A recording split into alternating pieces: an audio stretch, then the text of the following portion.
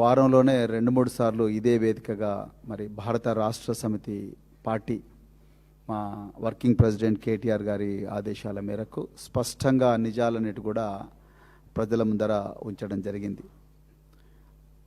ఇదే సందర్భంగా మరి నిన్న రాత్రి దాదాపుగా 11:30 గంటల వరకు సుదీర్ఘమైన మరి నిందితుడికి ముందస్తు బెయిలు ఇవ్వాలా వద్దా అన్న అంశంలో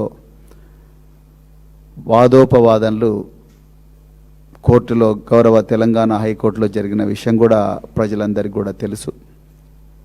మరి ఈ సందర్భంగా మైనర్ బాలిక హక్కులను కాపాడుతూ మరి గౌరవ హైకోర్టు ఇచ్చిన చరిత్రాత్మకమైన నిర్ణయాన్ని మరి తెలంగాణలో ఉండే 4 కోట్ల మంది ప్రజలు మాత్రమే కాకుండా భారతదేశంలో ఉండే మహిళా లోకమంతా కూడా స్వాగతిస్తుంది. మరి న్యాయ వ్యవస్థకు హృదయపూర్వక ధన్యవాదాలు తెలుపుతా ఉన్నాం. అంటే నిందితుడు ఎంత బలమైన వ్యక్తి అయినా అతని వెనక అతని కుటుంబం వెనక ఎన్ని అపరిమితమైన అధికారాలు ఉన్నప్పటికీ కూడా చట్టం ముందు అందరూ సమానులే అని నిన్న రాత్రి తెలంగాణ హైకోర్టు మరొక్కసారి నిరూపించింది. వారికి మరొక్కసారి హృదయపూర్వక ధన్యవాదాలు. ఇదే సందర్భంగా మరి గౌరవ కేంద్ర హోంమంత్రి శ్రీ బండి సంజయ్ కుమార్ గారి మాతృమూర్తి మరి అనారోగ్యంతో హాస్పిటల్లో చేరిందని చెప్పేసి కూడా సమాచారం వచ్చింది. వారు ఇప్పుడిప్పుడే కోలుకుంటున్నారని కూడా మా దృష్టికి వచ్చింది. మరి వారి ఆరోగ్యం బాగుండాలని ఆ మాతృమూర్తి వెంటనే ఈ అనారోగ్యం నుంచి కోలుకోవాలని చెప్పేసి కూడా ఈ సందర్భంగా భారత రాష్ట్ర సమితి మరి ఆశిస్తున్నది. అదేవిధంగా మరి ఈ విషయంలో దీనికి పరిష్కారం ఏంటి అనేది చట్టమే చెప్తుంది. తర్వాత పరిష్కారం ఏ విధంగా దొరకాలనేది మరి చట్టమే చూపిస్తుంది. నిందితుడి మీద ఏ విధమైన చర్యలు తీసుకోవాలా ఏంటి అనేది అవన్నీ కూడా రాబోయే రోజుల్లో తెలుస్తాయి. దీని గురించి ఇప్పుడే చర్చ అనవసరం. ఈ సందర్భంగా ఇంకొక విషయం కూడా తెలంగాణ ప్రజలకు చెప్పాలి. మరి చాలామంది ఏబీవీపీ కార్యకర్తలు బీజేపీ నాయకులు ఇన్ఫార్మల్గా మరి ప్రవీణ్ కుమార్ ఏమన్నా శుద్ధపూసనా, వాళ్ళ కొడుకులు ఏమన్నా శుద్ధపూసలా అని చెప్పి మా పిల్లల మీద కూడా సమాచారాన్ని సేకరిస్తున్నట్టుగా నాకు చాలామంది మిత్రులు, మా అబ్బాయితో చదివిన సోదరులు, వాళ్ళ విద్యార్థులు వాళ్ళందరూ కూడా నాకు కాల్ చేసి చెప్తున్నారు. అయ్యా సంజయ్ కుమార్ గారు మరియు బీజేపీ మిత్రులందరికీ కూడా ఒక్కటే విజ్ఞప్తి, మాది తెరిచిన పుస్తకం. మా పిల్లల ఇళ్ళకి వచ్చినా వాళ్ళ రూమ్లకు వచ్చినా మీకు కనిపించేటివి కేవలం పుస్తకాలే, ఖాళీ జేబులే, చిరిగిపోయిన బూట్లే, అంతకుమించి ఏమీ కనిపించవు. వాళ్ళు మేమందరం కూడా వాళ్ళు బాగా చదువుకోవాలని ఆయన మంచి విలువలతోని పెరగాలి, వచ్చిన జ్ఞానంతో ఎంత ఉద్యోగమో లేకపోతే ఇంకేదన్నా చేసి దేశానికి సేవ చేయాలనే నేర్పించిన తప్ప ఇంకా వేరే విషయాలు నేర్పించలేదు. మీరు మా ఇళ్ళకి వచ్చి టెలిస్కోప్ పెట్టి చూసినా, భూతద్దాలు పెట్టి చూసినా, ఏం చూసినా అడుగడుగునా మీరు చేసినా కూడా మీకు కనిపించేది ఇవి మాత్రమే కనిపిస్తాయి. మీరు ఎప్పుడైనా మా ఇంటికి రావచ్చు, నో ప్రాబ్లం.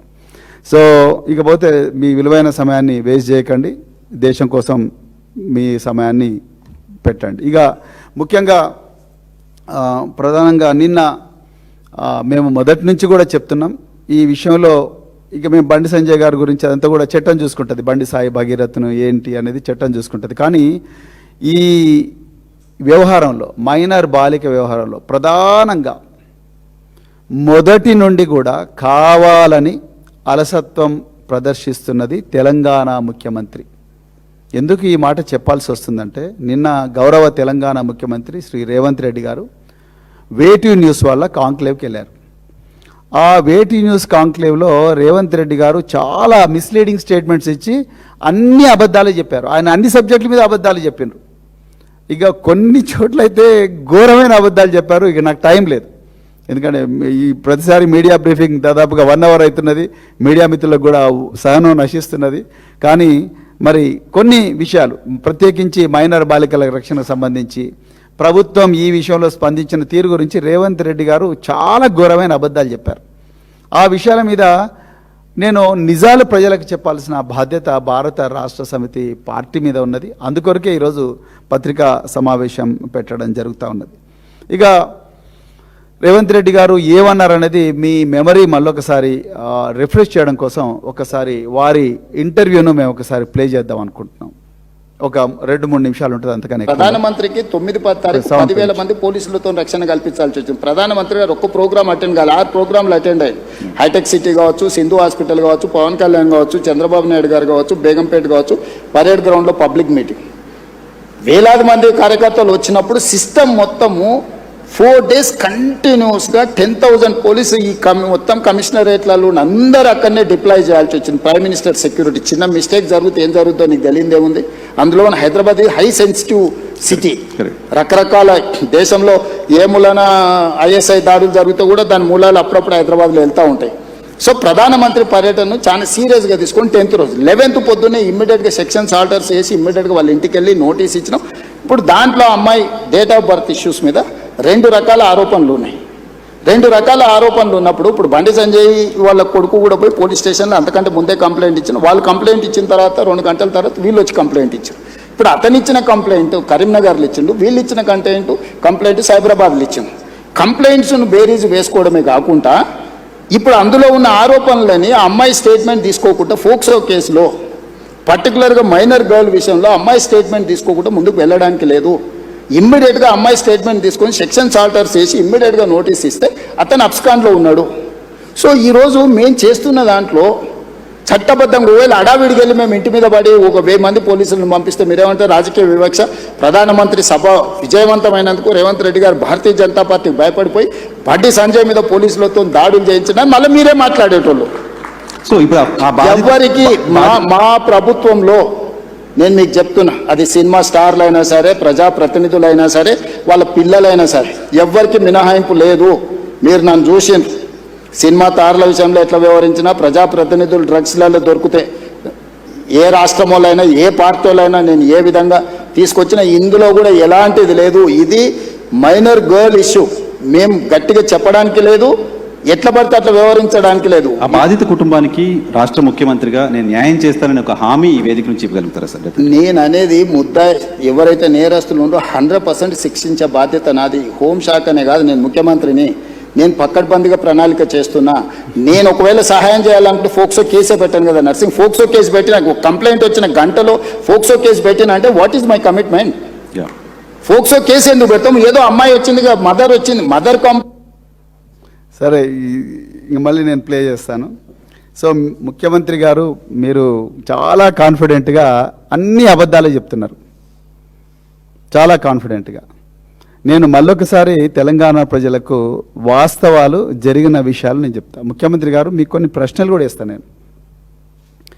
నేను 2000 మొట్టమొదట ఏ కేంద్ర మంత్రి ఉన్నా, కిషన్ రెడ్డి గారైనా, బండి సంజయ్ గారైనా, ఇంకెవరైనా కేంద్ర మంత్రులున్నా, రాష్ట్ర గవర్నర్ గారైనా, వాళ్ళు ఏదన్నా అవసరం ఉన్నా, సమస్య ఉన్నా వాళ్ళు లోకల్ పోలీసులకు చెప్పరు. రాష్ట్ర గవర్నరు పంజాగుట్ట పోలీస్ స్టేషన్లో ఇన్స్పెక్టర్కు చెప్పరు.